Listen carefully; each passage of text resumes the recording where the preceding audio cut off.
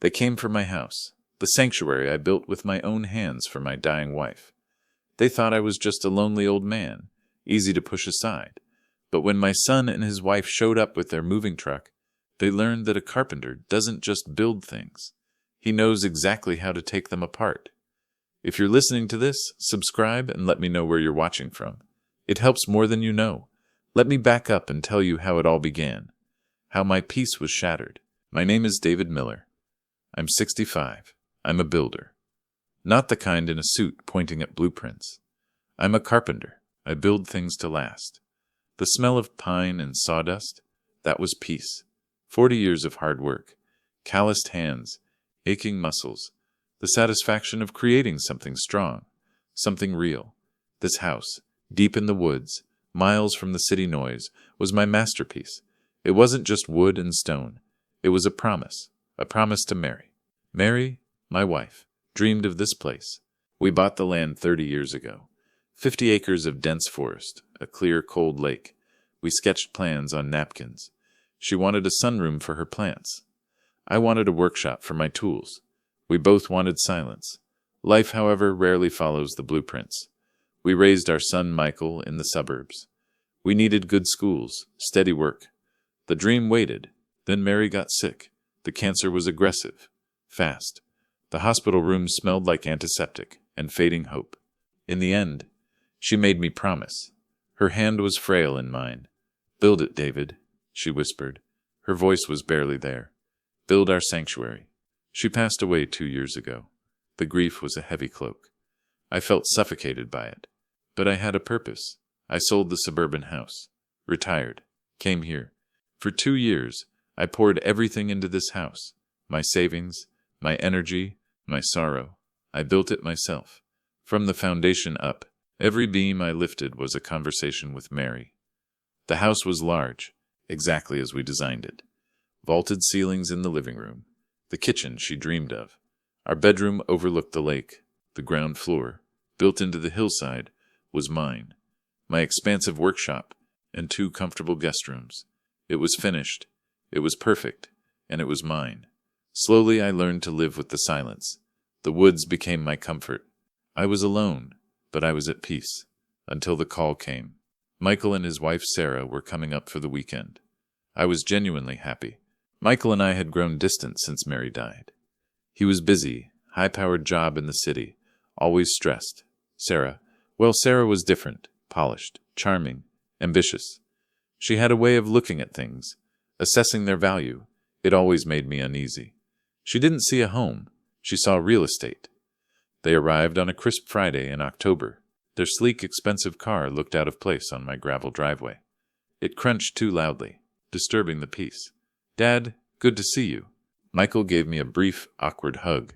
He looked tired, shadows under his eyes. He always looked tired lately. "David, the place is absolutely stunning." Sarah's voice was bright, artificial.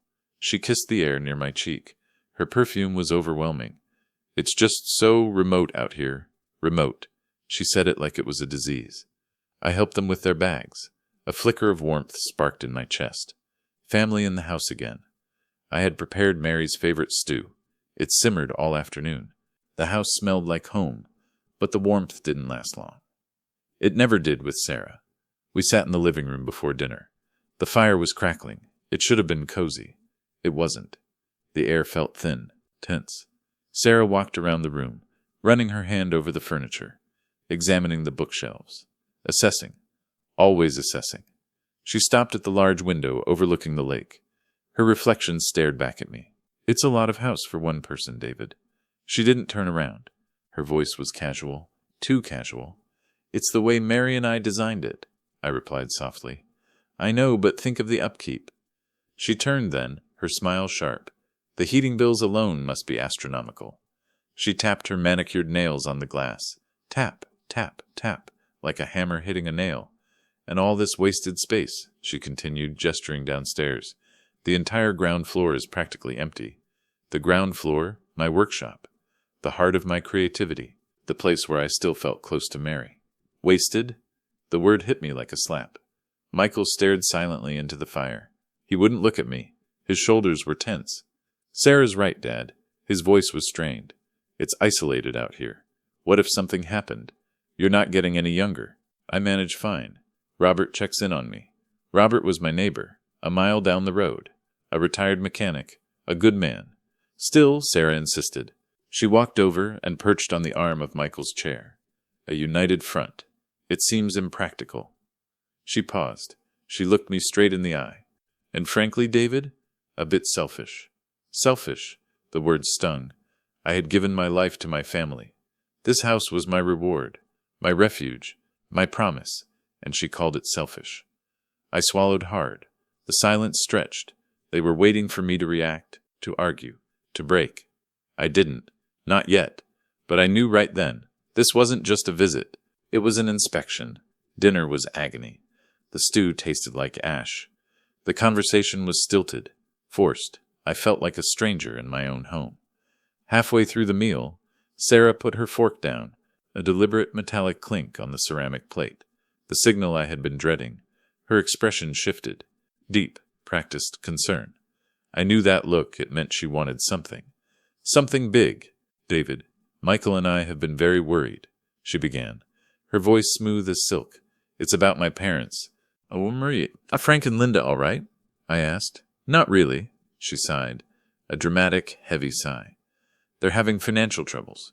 Terrible troubles. The rent on their apartment in the city has skyrocketed. They simply can't afford it anymore. She looked me straight in the eye, her gaze unflinching. They're going to lose their home, David. I felt a pang of sympathy. Frank and Linda were decent people. That's awful, Sarah. Is there anything I can do? Maybe a loan? I could help them out for a few months. Sarah exchanged a quick glance with Michael. A flicker of communication. Michael looked down at his plate. He couldn't meet my eyes. He was hiding something. My stomach tightened. Something was wrong. Very wrong. A loan won't fix it, David. Sarah reached across the table, touched my hand. Her skin was cold. They need a permanent solution. They need stability. She paused. The implication hung heavy in the air. And that's where you come in. Cold dread crept into my veins. I already knew what she was going to say. I just didn't want to believe it. We have a proposal. Her smile brightened. The shark smelling blood in the water. The ground floor of this house. It's perfect. It has its own entrance. 2 bedrooms. She leaned closer. Her voice dropped to a conspiratorial whisper. And that large workshop area? Well, that could easily be converted into a lovely living space and kitchenette. It would take almost no work at all. I stared at her. The realization dawned. Slow, horrible. You want them to move in here? With me? It makes perfect sense. Sarah beamed as if she were offering me a gift. You have so much room, and they need help. They wouldn't be a bother. In fact, they could help you around the place. She smiled wider. It's a win-win, David. My workshop. The space I built for my tools. The rocking horse I was carving for a future grandchild. They wanted to gut it, to turn it into an apartment for near strangers. I looked at Michael, desperate for support. Desperate for him to say something, anything, to defend me, to defend his mother's memory. He just kept staring at his plate. His silence was a betrayal. Sarah, I don't think that's a good idea. I tried to keep my voice gentle, mask the rising panic. This house? It's very private to me. It's where Mary and I trailed off. How could I explain the sanctity of this space to someone like her? She didn't understand. Or maybe she did, and she just didn't care. Sarah's smile vanished. The polished facade cracked. The steel beneath showed through. Her eyes hardened, cold, calculating. Private, she repeated. The word dripped with accusation. David, we are talking about my parents potentially being homeless, thrown out on the streets. Elderly people, suffering. She leaned back, crossing her arms. And you're worried about your privacy. It's not just that, I stammered. I felt cornered, ambushed in my own home. It's my space, my sanctuary, my work. Your work? She scoffed. A sharp, ugly sound. You're retired, David. You tinker with wood. This is their lives we are talking about. Tinker with wood. 40 years of skill. Dismissed in an instant. She leaned in, her voice low and venomous. How can you be so cold-hearted? I turned to Michael, pleading, my voice rough with emotion. Michael, please. You know what this house means to me. You know what your mother wanted. Michael finally looked up. His eyes, so like Mary's, but they were cold, distant. He looked right through me. Dad, Sarah is right. His voice was flat, monotone. We're family. We have to help them. They have nowhere else to go. Then he delivered the killing blow, the words that shattered my heart. Mom would have done it. She would have opened her heart. Using Mary against me, using my love for her as a weapon, a chasm opened between me and my son. Right there at the dinner table, I felt a profound sense of loss. I need time to think. I pushed my chair back. The scraping sound was too loud in the silent room. There's no time, David, Sarah pressed. Relentless. They have to be out by the end of the month. We need an answer tonight. I stood up. My hands were trembling. I said, I need time. I walked out onto the porch. The cold night air hit me like a slap. I gasped for breath. The silence of the woods, usually so comforting, felt menacing tonight. The intrusion had begun, and I had a terrible feeling this was just the first skirmish in a long war. The weekend ended frostily. They left on Sunday morning. The air between us was thick. Resentment, unspoken words. We hope you make the right decision, David, Sarah said, as she slid into the expensive car. Her eyes were like ice. It wasn't hope, it was a threat. Michael didn't even look at me. He just got in the car and slammed the door. I watched them drive away. The silence returned, but it felt different now, heavy, tainted. I thought that was the worst they could do. I was so naive. The following week was torture. Sarah began a relentless campaign. Emotional warfare. She called every day, sometimes twice a day. Each call was a performance. Distress, tears, guilt. She was a master manipulator. David, I just got off the phone with my mother. Her voice would tremble. Fabricated emotion. She's hysterical. She's having panic attacks. A pause. A sniffle. How am I supposed to explain that you have empty rooms but won't let them stay, that you'd rather see them on the street? She used guilt like a chisel. Chipping away at my resolve, I started dreading the sound of the phone ringing. My stomach clenched every time. I tried calling Michael, hoping to talk to him alone, to appeal to the boy I raised, the boy who loved his mother so much. He stopped returning my calls. He was screening me. When I finally reached him at his office, his voice was distant. A stranger. Dad, I can't talk right now. I'm busy. I have a meeting. Michael, we need to discuss this. This is my home. Your mother's home. I know it's your home, Dad. His voice was sharp now, impatient. But Sarah's very upset. Her parents are desperate. I don't understand why you're being so difficult. He sighed heavily. I don't know how you can be so heartless. Heartless. Again. The word cut deep. We are family too, Michael, I said. My voice tight. Anger and pain twisting in my gut. Doesn't that count for anything? Doesn't my peace matter? Of course it does. That's why you should help. It's the right thing to do. Just think about it, Dad. Please. He hung up. The dial tone buzzed in my ear. A cold, empty sound. I felt isolated. The house, once a refuge, started to feel like a prison. The pressure mounted. I felt myself weakening. The loneliness was crushing. Maybe I was being selfish. Maybe Mary would have wanted me to help. The doubts gnawed at me, poisoning the peace I had fought so hard to find. I was losing. I could feel it. The pressure was crushing me. But the real attack hadn't even started. A week later, I was on the porch, coffee in hand. The morning air was sharp. I heard cars coming up the driveway. Not just one car, two. My blood ran cold. I knew what this was. An ambush. They piled out. Michael, Sarah, and behind them Frank and Linda. They were carrying suitcases. Surprise, Sarah announced. Her voice was overly bright. A game show host, announcing the grand prize.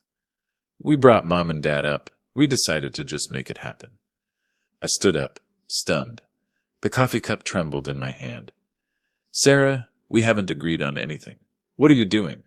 We knew you'd come around, David, she said soothingly, ushering her parents forward, ignoring my protest. It's easier this way. Less stress for everyone. Frank and Linda looked uncomfortable. But their eyes were already scanning the property. Assessing.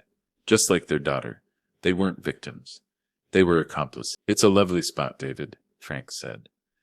His gaze lingered on the expensive cedar siding. A bit remote, but lovely. Sarah tells us the ground floor is perfect. Before I could speak, Sarah took charge. She led them toward the ground floor entrance, the entrance to my workshop. Michael followed silently behind them. A shadow. Come on, let me show you your space.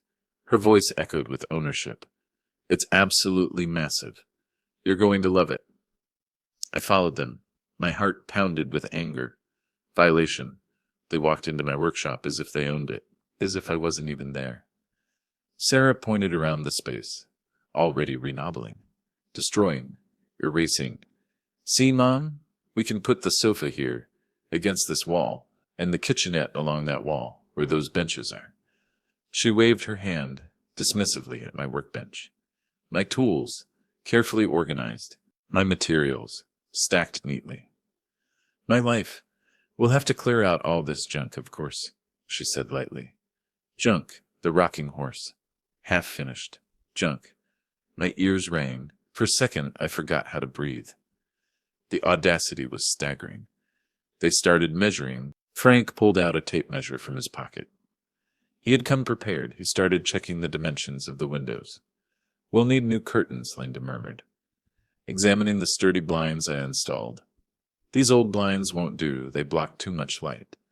They discussed furniture, paint colors, remodeling plans. Erasing me, erasing Mary, right in front of my eyes. That's when I snapped. Stop, I burst out. My voice was louder than I intended. Rough, raw. Stop measuring. I stepped forward. My shadow fell over them. This is still my house. They turned, surprised by my outburst, offended by my assertion of ownership. David, don't be dramatic, Sarah said, condescending, as if talking to a difficult child. We're just getting settled. I haven't agreed to this. You can't just barge in here and take over. You can't just erase my life. My voice trembled with rage. Frank stepped forward, put a heavy hand on my shoulder. Oh, don't worry, David. We won't get in your way. We'll be quiet as mice. He smiled. A greasy, unsettling smile. Sarah said you were excited to have us, that you were looking forward to the company. I looked at Sarah. Her eyes met mine, cold, defiant. She had lied to them. She had told them I agreed. She had told them I agreed. She was boxing me in, making it impossible to refuse without looking like a monster. The depth of her manipulation was staggering. And Michael stood there, letting it happen.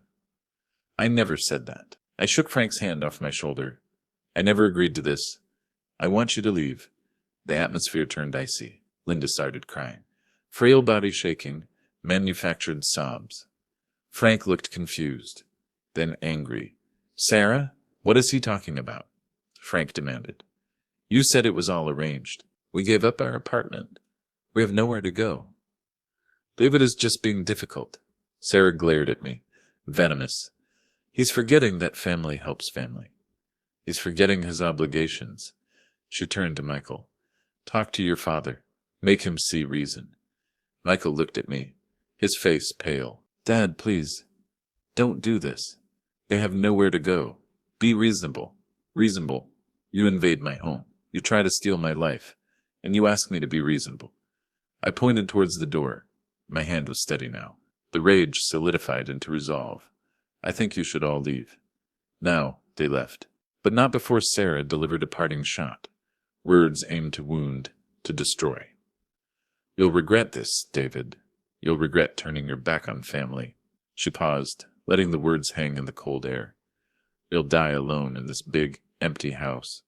And you'll deserve it. I watched them drive away. The silence returned. But the words echoed in my head. Die alone. Maybe she was right. I felt broken, defeated. But that wasn't the worst part. The real betrayal was still waiting in the shadows. I spent the next few days in a fog, confusion, anger. Something didn't feel right. Why were they pushing so hard? Why the desperation? The suitcases? The immediate move-in?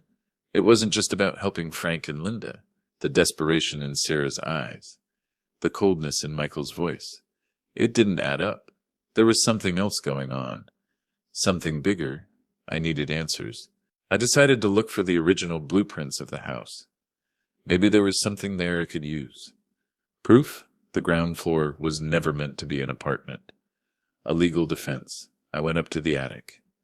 The air was dusty, smelled like old paper and dried flowers. Mary's things, memories. I dug through a box of old files, looking for the blueprints, and that's when I found it. A sleek, expensive leather folder, tucked away under a pile of old photo albums. It didn't belong there. I recognized it. It was Sarah's. She must have left it behind, perhaps when she was exploring the house, assessing its potential, snooping. I hesitated. It felt like a violation of privacy. But then I remembered the look in her eyes, the lies, the word junk. Trust was already broken. I opened the folder. Inside, I found a stack of documents that made my blood run cold. It was a detailed market analysis of my property, my land, my 50 acres of pristine forest. My hands trembled as I read the words. Highly desirable location. Significant development potential. Luxury retreat. Exclusive cabins. There were architectural renderings. Sleek modern designs. Monstrosities of glass and steel. Sprawling across the landscape, choking the life out of the forest. And there was correspondence with investors. A plan to develop the land. To build a luxury resort around the lake. My sanctuary. My woods, Mary's resting place. They wanted to destroy it. The realization hit me like a physical blow. I stumbled back, knocked over a stack of boxes. Dust flew everywhere. This wasn't about helping Sarah's parents. It was never about family. About obligation, about concern for my well-being. It was about money, greed. It was a cold, calculated plan. Take control of the house. The land, moving the parents in was just the first step. The Trojan horse. Once they were established, they would start pushing me out, make my life unbearable, force me to retreat, to surrender, maybe even try to declare me incompetent, an old man living alone in the woods. It wouldn't be hard. I felt sick, nauseated. The depth of the betrayal was unimaginable. My own son, Michael, he was part of this. He was leading the charge. I finally saw the truth. And it was uglier than I ever imagined. I needed confirmation. I needed to know how long this had been going on. I called Robert, my neighbor, my friend. Robert, have you seen anyone surveying my property lately? I asked, trying to keep my voice casual. Funny you should ask, David. Robert's voice was gruff. Kind, about a month ago, maybe 2. I saw your son, Michael, and his wife, walking the property lines. He paused. They weren't alone. A couple of men in suits.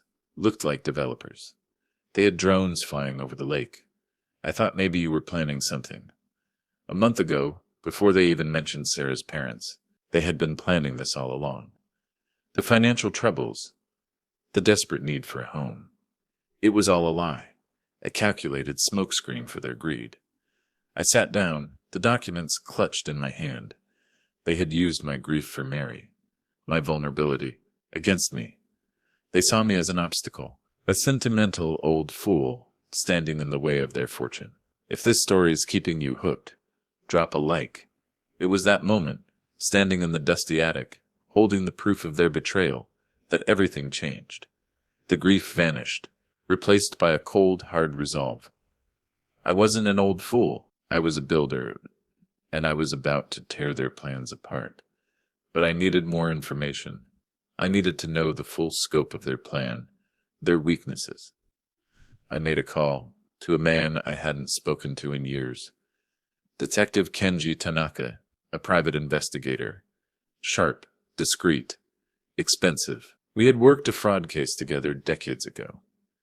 David Miller, long time, no see, Kenji said, his voice smooth. What kind of trouble are you in? I need you to look into my son and his wife, I said. The words tasted like poison.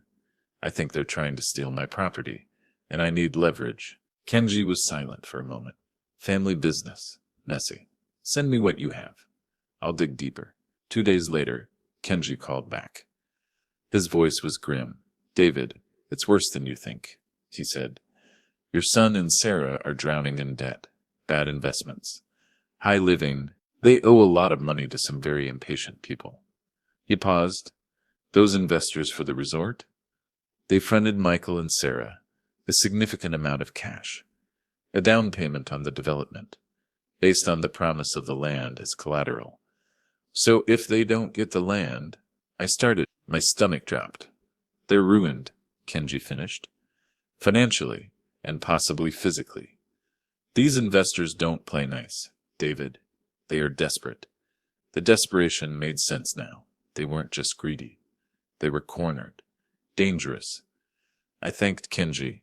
I had what I needed. The final nail in their coffin. I had to talk to Michael, one last time, face to face. I drove down to the city. The folder and Kenji's report burned a hole in the passenger seat.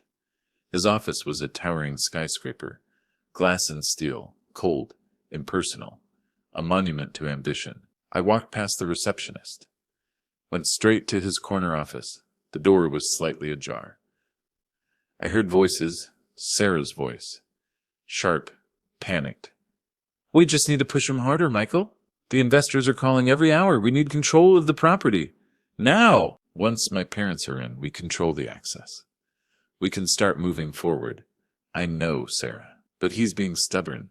Michael's voice was strained, desperate. Maybe we should just tell him the truth. Ask for help. The truth? Are you insane? Sarah hissed. He'll never help us if he knows about the debt. We have to play hardball. We have to break him. Break me. I stepped back from the door. My heart hammered in my chest. I pushed the door open. They both jumped. Sarah's face went pale. Michael looked terrified. Dad? What are you doing here? Michael stammered. We need to talk, I said. My voice was low, steady. I pulled out the folder, threw it on his desk. The documents spilled out. Glossy renderings. Millions of dollars in projected profits. What is this, Michael? He recognized the folder. The color drained from his face. Where did you get this? You were spying on us? Sarah left it behind in the attic when she was scouting the location for your luxury retreat. Sarah recovered quickly, her eyes narrowed. David, this is none of your business. This is a private financial matter. It's my land, Sarah. That makes it my business. I pulled out Kenji's report, dropped it on top of the folder. And so is your debt. The money you owe the investors. The money you already spent. Michael panicked. Trying to deny. To deflect. Dad, it's not what you think. We were just exploring options. It's just a proposal. We were going to tell you. Options? Options for developing my land? The land I built my home on? The land where your mother's ashes are scattered? My voice rose, the anger finally breaking through. We have to be realistic, Dad. Michael blurted out. The mask slipped. The cold ambition beneath. Revealed. That land is worth a fortune. Millions. And you're just sitting on it, doing nothing. He gestured wildly, tinkering with your wood. I'm living my life, Michael. The life your mother and I dreamed of. But what about my life? He demanded, his voice rising, desperation bleeding through. What about my future? I'm ruined if this deal doesn't go through. He paused. Then the words that shattered everything. You won't be around forever, Dad. You have to think about me. The words hit me harder than any punch. He was waiting for me to... He saw my home, my life's work, as an asset to be liquidated. I looked at my son, and I saw a stranger. The little boy I taught to fish. Gone. Replaced by a cold, greedy man I didn't recognize. Get out, I said. My voice devoid of emotion. The realization settled in my chest like a stone. Dad, please, let me explain. Michael reached out. We can share the profits. We can take care of you. We can make this work. I said, get out of my sight. I walked out of his office, left the folder, and the report on his desk. The evidence of his betrayal laid bare. I drove back to the woods, my heart broken, but my mind clear. I knew what I had to do. I wouldn't be pushed out. I wouldn't let them destroy our sanctuary. It was time to prepare my surprise. The next few weeks were a blur of activity. I was a builder again, with a purpose. The anger and betrayal fueled me. I made calls. The first one was to Mr. Harrison, my lawyer, a sharp man, trustworthy, wore expensive suits, and had a ruthless reputation. I met him at his office, laid out the situation, the documents, the report, the betrayal. Harrison listened patiently, his expression grim. "They are desperate, David," Harrison warned. "The debt makes them reckless. They will fight dirty. They might try to claim you're not of sound mind. They have the resources, or at least the motivation, to drag this out in court for years." "I know," I replied, the resolve hardening. "That's why I need a more permanent solution. A fortress, legal and physical." I explained my plan. He raised an eyebrow. A slow smile spread across his face. "That's brilliant, David. Ruthless, but brilliant. Let's draw up the paperwork.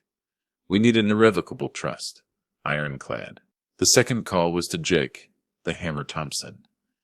An old construction buddy, loyal, didn't ask questions, built solid foundations. "Jake, I need a favor," I said. "A big one. I need a modular home assembled on my property. Fast and quiet." "Name the time and place, David," Jake replied, his voice like gravel.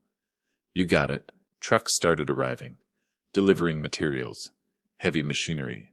The silence of the woods was broken. The sound of hammers and saws, the rumble of engines. It was the sound of creation, of defense, of resistance.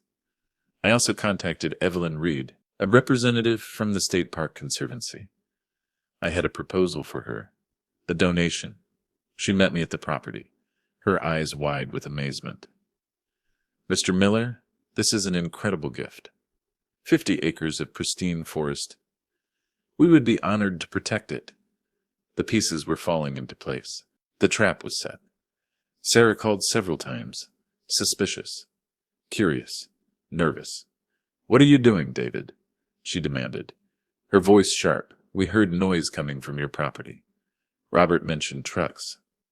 Are you renovating the ground floor? Preparing it for my parents?" "Just getting the place ready for you all," I replied cheerfully.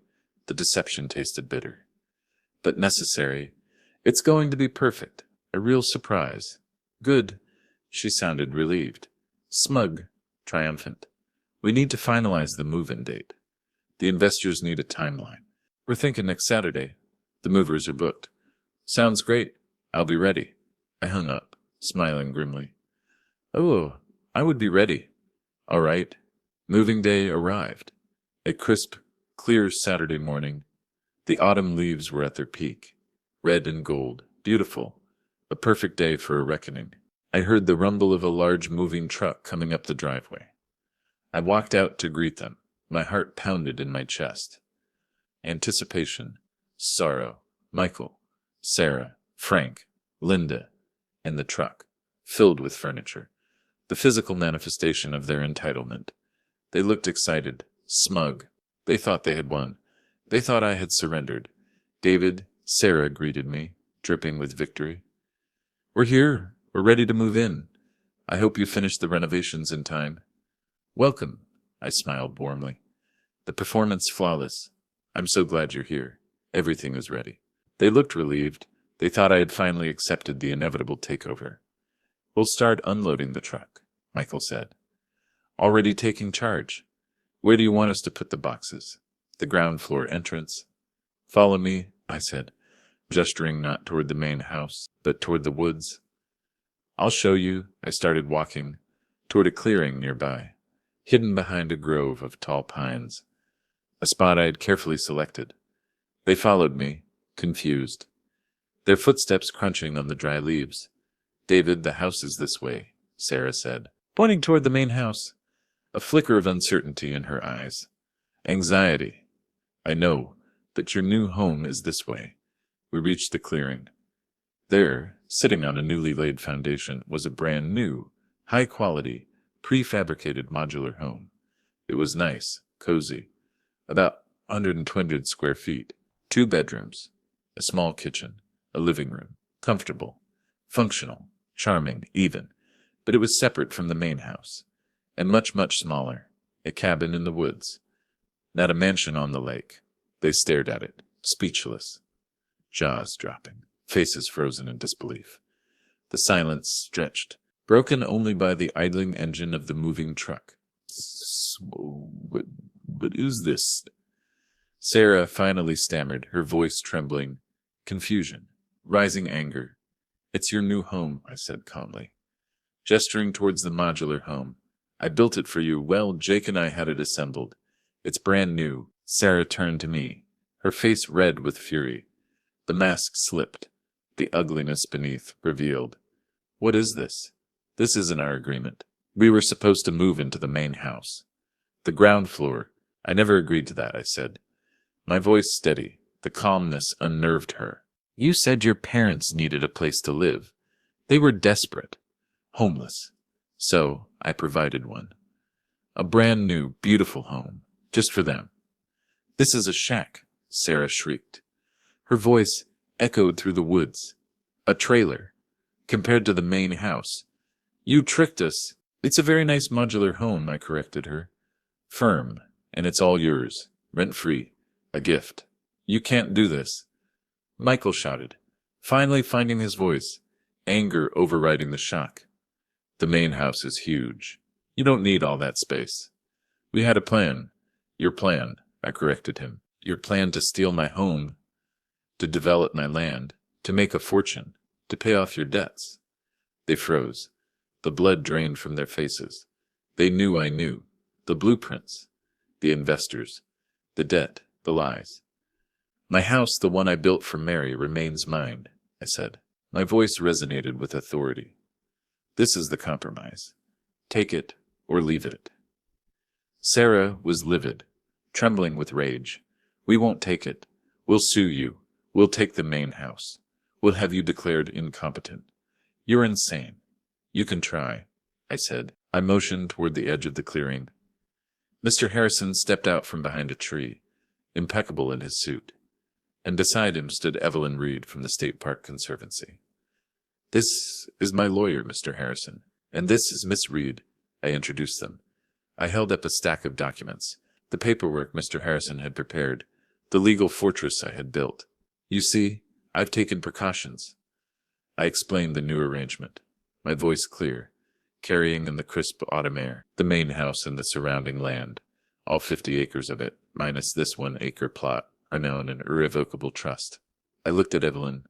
Upon my death, the entire property will be donated to the state park system, to be preserved as a nature reserve, forever, with the condition that I live here until then. Evelyn nodded, smiled brightly. We are very grateful for your generosity, Mr. Miller.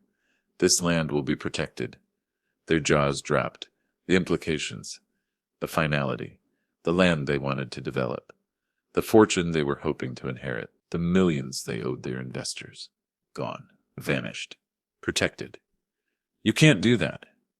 Michael screamed, his voice cracking with despair. He looked terrified. That's my inheritance, my future. We're ruined. It was my legacy, I corrected him. The sadness washed over me, the finality of the broken bond, and I chose to preserve it rather than let you destroy it. I chose to honor your mother's memory rather than let you desecrate it. I pointed to the modular home. This small plot, 1 acre, is all I'm offering. It's carved out of the main property, legally subdivided. It's yours if you want it. If not, the moving truck is still here. I looked at my son. The choice is yours. They were defeated, exposed. Their greed and manipulation had backfired. They had no leverage left. Mr. Harrison stood silently, a witness to their downfall. Frank and Linda, silent throughout the confrontation, pale, sweaty, finally spoke up. We'll take it, Frank said quietly, looking at the ground, the fight gone out of him. He understood the reality. A free home or nothing. Sarah glared at her father, furious, betrayed by his surrender. But she knew she had lost. The battle was over. She turned to me, her eyes filled with hatred. "You'll regret this, David," she hissed. Venomous. "You'll regret this until your dying day." "I already do," I replied sadly. The victory bittersweet. I regret that my son turned out to be a greedy, manipulative stranger. I regret that I didn't see it sooner. Michael looked at me, torn. Shame and regret warring with anger and greed. For a moment, I saw a flicker of the boy I used to know, the boy Mary loved. But then Sarah grabbed his arm, her grip tight, her influence absolute. The moment passed. He turned away, unable to meet my gaze. They accepted the modular home. They unloaded the truck. The silence broken only by the sounds of their sermons. Resentment, shattered dreams. The relationship between us was broken. The bridge between me and my son was burned. I watched them move in. A profound sadness washed over me. It was a victory, yes. I had saved my home, my sanctuary, my legacy. But the cost was high. I had lost my son. That evening I sat on the porch of my house. The woods quiet around me. The silence returned. Comforting, familiar, a balm to my wounded soul. The air was crisp, carrying the scent of pine and wood smoke from the chimney of the modular home. A constant reminder of their presence, their proximity, their distance. I reached out, touched the railing. My fingers traced the initials I had carved years ago. D. Poor M. David and Mary. I was alone, but I was at peace. I had protected our sanctuary. I had honored Mary's memory. I had kept my promise. I looked out at the woods. The setting sun cast long shadows. The lake shimmered in the fading light. I knew there would be difficult days ahead. Loneliness, regret, the ache of a broken family. But as I sat there, surrounded by the beauty we created, the fortress I had built, I knew I had made the right choice. I had my integrity, I had my home, and I had the silence of the woods, welcoming me back, whispering that I was finally truly home. Thanks for listening. Don't forget to subscribe, and feel free to share your story in the comments. Your time matters.